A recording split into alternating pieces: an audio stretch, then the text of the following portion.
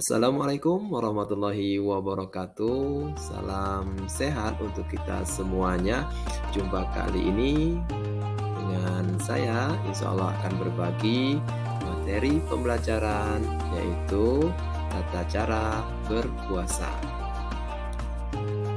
Adapun materi berpuasa kali ini yaitu memiliki kompetensi dasar, yaitu memahami tata cara berpuasa, menjelaskan ketentuan puasa wajib, kemudian mempraktikkan puasa wajib, menjelaskan ketentuan puasa sunnah Senin Kamis, Syawal dan Arafah, serta mempraktikannya.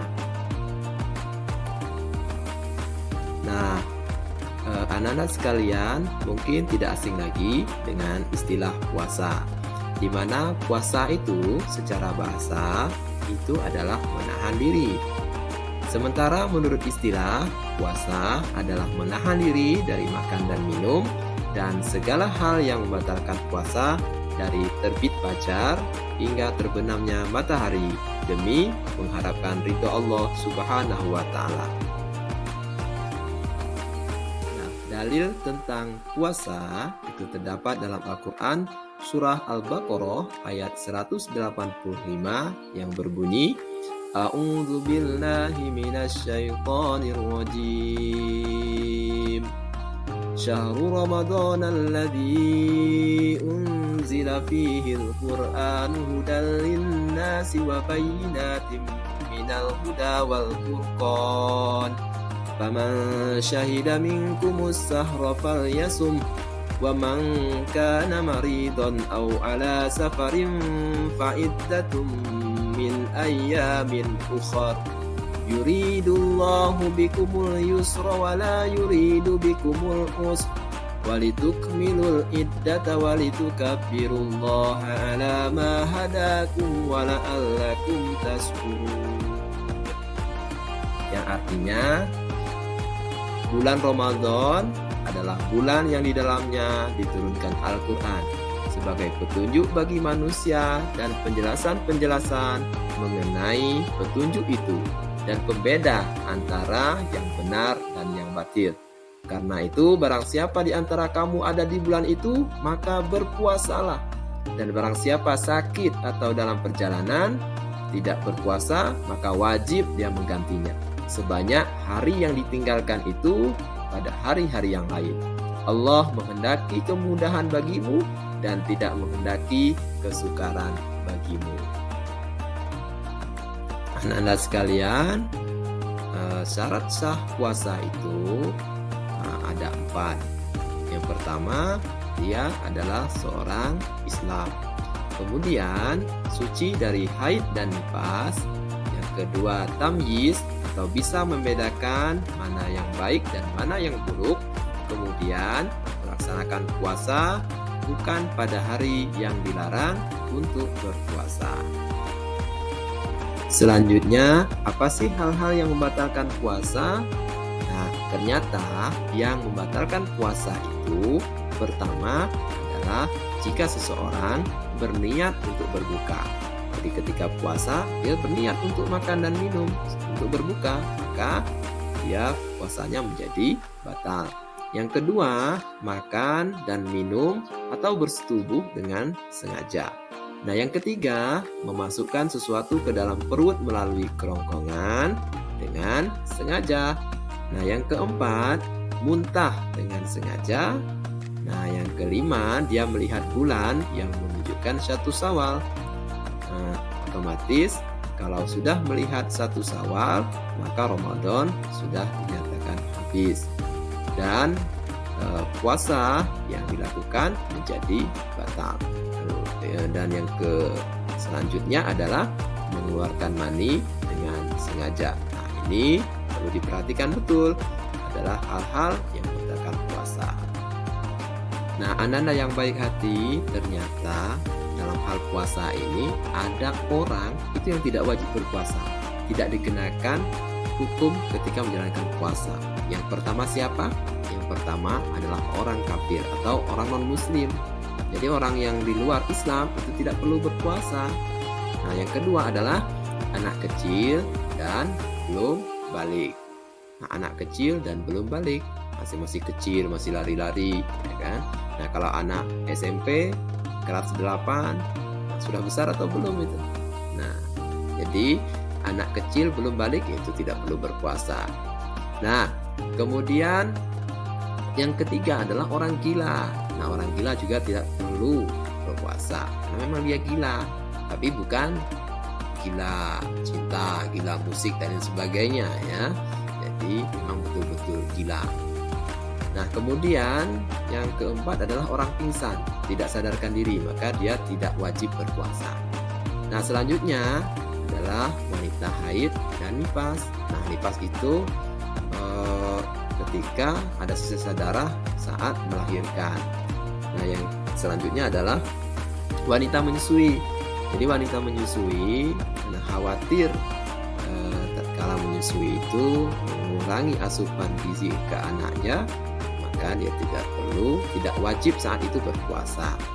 Nah, yang selanjutnya adalah musafir, orang yang betul-betul dalam perjalanan, maka dia boleh meninggalkan puasa.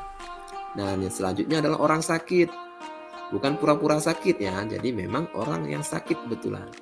Dan yang terakhir boleh meninggalkan puasa itu adalah orang yang sangat tua, sudah renta, nah, tidak mampu lagi berpuasa, tidak mampu lagi menahan lapar dan dahaga, maka tidak perlu ataupun tidak wajib berpuasa. Bagaimana sih cara kita berpuasa? Pelaksanaan puasa itu ya gimana caranya gitu kan? Itu pertanyaan. Nah, caranya itu yang pertama kita harus niat di malam hari. Jangan niatnya sudah siang hari. Jadi dia berpuasa itu ketika malam hari atau sebelum terbitnya fajar. Sudah niat bahwa besoknya saya akan berpuasa. Kemudian yang kedua adalah menahan diri dari hal yang membatalkan puasa. Ya, dari fajar sampai maghrib tadi sudah kita bahas hal-hal yang membatalkan puasa. Bila Anda masih ingat tadi kan? Kemudian yang ketiga adalah memperbanyak ibadah sunnah. Kemudian yang keempat adalah menyegerakan berbuka ketika maghrib. Nah, itu hal-hal pelaksanaan dalam berpuasa. Nah, Ananda sekalian, jadi puasa itu dibagi menjadi dua. Pertama itu puasa wajib, ya puasa yang harus kita lakukan sebagai umat muslim, tidak boleh tawar-menawar kecuali memang dia termasuk golongan yang boleh meninggalkan tadi. Maka hukumnya wajib. Kemudian yang kedua adalah puasa sunnah. Puasa yang sunnah dilakukan artinya tidak wajib, kalau dilakukan mendapatkan pahala dan ganjaran yang sangat luar biasa dari Allah Subhanahu wa taala. Nah, puasa wajib itu Anda sekalian, itu ada macamnya. Ada jenisnya. Apa sih puasa yang wajib? Yang pertama itu yang wajib itu adalah puasa Ramadan yang 1 bulan penuh. Yang kita biasa lakukan 1 bulan, tidak boleh jalan kilop seperti itu ya. Itu adalah puasa yang wajib. Nah, kemudian yang kedua adalah puasa nazar. Misal Anda sekalian pernah berjanji kalau saya juara 1, maka saya akan puasa 3 hari. Maka ketika dia juara 1, maka wajib hukumnya dia melaksanakan puasa sebanyak 3 hari. Nah, kemudian ada puasa kafarat namanya. Jadi puasa untuk denda ya, atau penembus dosa. Nah, ini biasanya seperti saat seseorang menunaikan ibadah haji dan saat melaksanakan berpakaian ihram, dia melanggar ketentuan-ketentuan yang ada. Seperti memotong rambut dan lain sebagainya.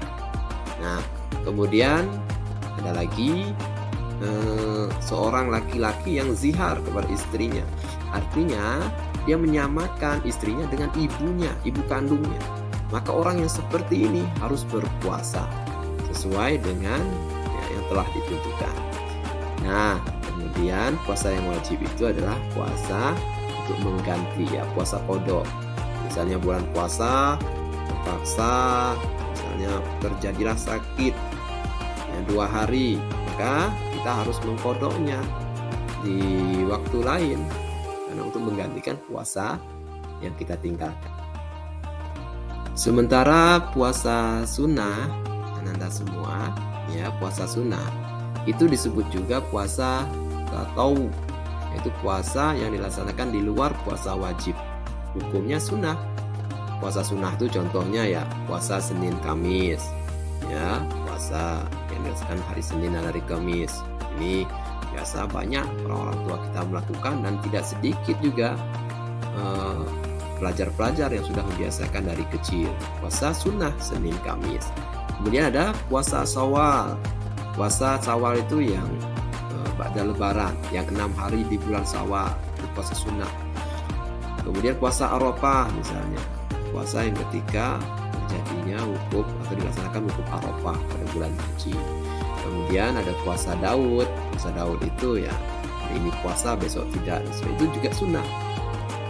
Kemudian ada selanjutnya lagi itu masih ada ya terkait dengan puasa-puasa sunnah. Selanjutnya anak-anak sekalian, kita perlu tahu juga ya hari-hari yang dilarang puasa.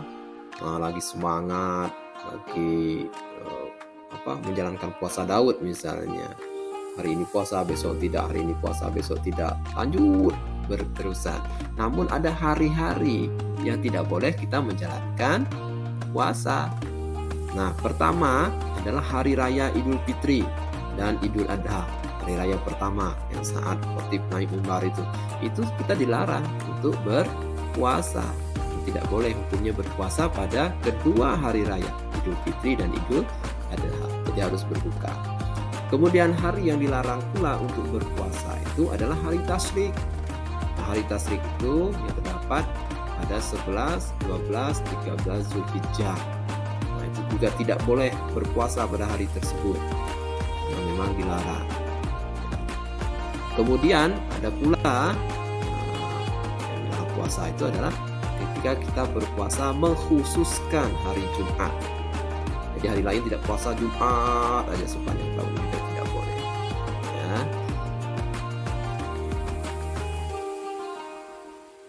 Ananda yang baik hati, setiap perintah Allah, ya kan, setiap yang Allah perintahkan itu pasti ada hikmah. Nah, apa sih hikmah ketika berpuasa? Nah, hikmah berpuasa itu satu, kita meningkatkan iman dan takwa serta mendorong untuk rajin bersyukur kepada Allah SWT. Itu yang pertama. Dia sesuai dengan tujuan dari berpuasa itu. Kata Allah dalam surat Al-Baqarah itu, la'allakum tattaqun, agar kita menjadi orang yang bertakwa. Kemudian yang kedua adalah menumbuhkan rasa solidaritas terhadap sesama, terutama kasih sayang terhadap fakir miskin.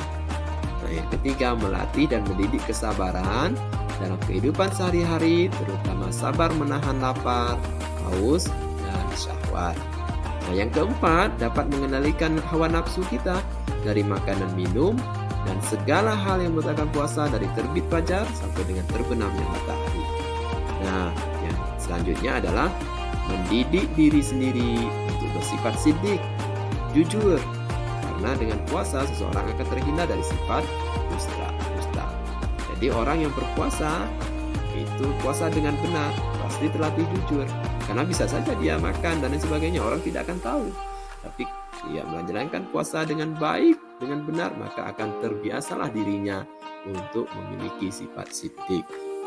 Kemudian yang terakhir adalah memberikan waktu istirahat pada organ tubuh. Nah, dalam hal ini seperti lambung kita, ya kan, itu kan biasanya non-stop mengolah makanan selama bulan puasa di siang hari, maka dia diistirahatkan. Maka orang yang berpuasa itu cenderung selalu sehat, seperti itu.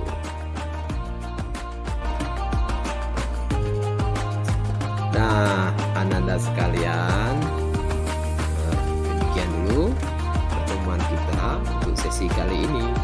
Ya, terima kasih sudah belajar bersama Bapak.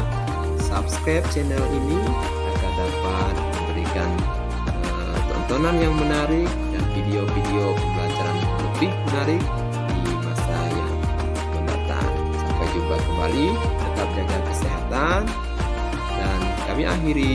Assalamualaikum warahmatullahi wabarakatuh.